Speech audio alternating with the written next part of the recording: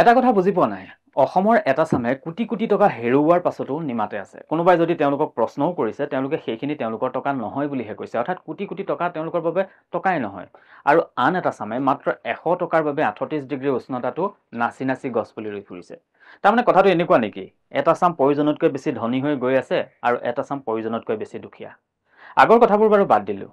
যদি যোৱা ৩টামান মাহৰ যদি আমি হিচাপ কৰোঁ, তেনেহ'লে দেখিম যে প্ৰথমে YBOয়ে অসমৰ পৰা লুটিলে ৩০০ কোটি টকা, দীপাংকৰে লুটিলে ৭,০০০ কোটি টকা। সংবাদ মাধ্যমত প্ৰথমে ওলাইছিলে চুমি বিশালে ২,০০০ কোটি টকা লুটিছে বুলি, কিন্তু বৰ্তমান বাতৰি কাকতত ওলোৱা খবৰ মতে তাৰ পৰিমাণ প্ৰায় ৪,০০০ কোটি টকা। ডিব্ৰুগড়ৰ ৰঞ্জিত কাকতিয়ে লুটিলে ১২০০ কোটি টকা, গিনি কেপিটেলে লুটিলে ৩০০ কোটি টকা, দেৰগাঁৱৰ ভাস্কৰ বৰুৱাই লুটিলে ১০ কোটি টকা। আৰু এই সকলোখিনি যদি আমি হিচাপ কৰোঁ, তেনেহ'লে তাৰ পৰিমাণ হয় প্ৰায় ১২,৮১০ কোটি টকা। স্বপ্ননীল দাসৰ কেছটো বিচাৰাধীন হৈ আছে। তাৰোপৰি অসম পুলিচে আৰু কেইজনমান এনেকৈ ট্ৰেডিঙৰ সৈতে জড়িত লোকক গ্ৰেপ্তাৰ কৰিছিল আৰু তেওঁলোকৰ হিচাপবোৰো ইয়াৰ লগলৈ অহা নাই। এই সকলোখিনি যদি হিচাপ কৰা যায়, তেনেহ'লে তাৰ পৰিমাণ হয়তো বহুত বেছি হৈ পৰিব। তাৰ পাছতো আপুনি ক'ব নেকি অসম এখন দুখীয়া ৰাজ্য বুলি? হৰ্ষদ মেহতাই ৪,০০০ কোটি টকা লুটোতে প্ৰধানমন্ত্ৰী নৰসিংহ ৰাও জবাবদিহি হ'ব লগা হৈছিল। বিজয় মালিয়াই ৯,০০০ কোটি টকা লুটোতে গোটেই দেশতে তোলপাৰ লাগি গৈছিল। তাতকৈ প্ৰায় দুগুণ বেছি টকা কেৱল অসমতে লুটিলে। তাৰ পাছত আপুনি ক'ব নেকি অসম এখন দৰিদ্ৰ ৰাজ্য বুলি? এই ট্ৰেডিং এপছসমূহত বা ট্ৰেডাৰসকলৰ ওচৰত যে কেৱল মাত্ৰ কোটিপতি লোকসকলেই টকা ৰাখিছিল সেয়া নহয়। YBOত যিসকলে টকা ৰাখিছিল তেওঁলোক সাধাৰণ লোক আছিল, খাটি খোৱা লোক আছিল। দীপাংকৰৰ ওচৰত যিসকল লোকে টকা ৰাখিছিল তেওঁলোক সাধাৰণ লোক আছিল। ৰাতি দুটা ধনী হোৱাৰ সপোন দেখি তেওঁলোকে বৰশীৰ টোপ কিলিছিল।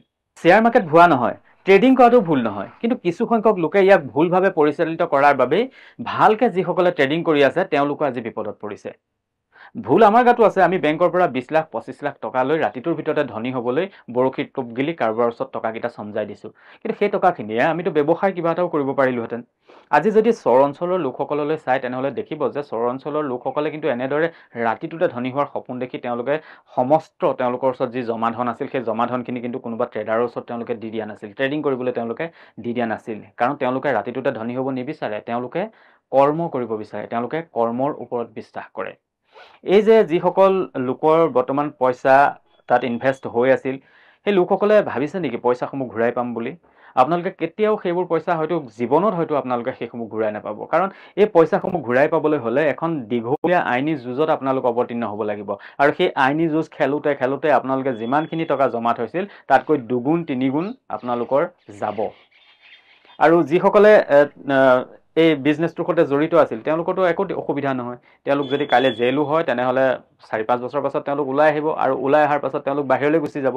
সেই ২,০০০, ৭,০০০, ৮,০০০, ১২,০০০ কোটি টকাৰ ভিতৰত তেওঁলোকে যদি ১০০ বা ২০০ কোটি টকাও তেওঁলোকে যদি সুৰক্ষিত স্থানত ৰাখিব পাৰিছে, তেনেহ'লে জীৱনৰ বাকী সময়ছোৱা তেওঁলোকে অসমৰ বাহিৰত থাকি খুব সুন্দৰভাৱে কটাই দিব পাৰিব।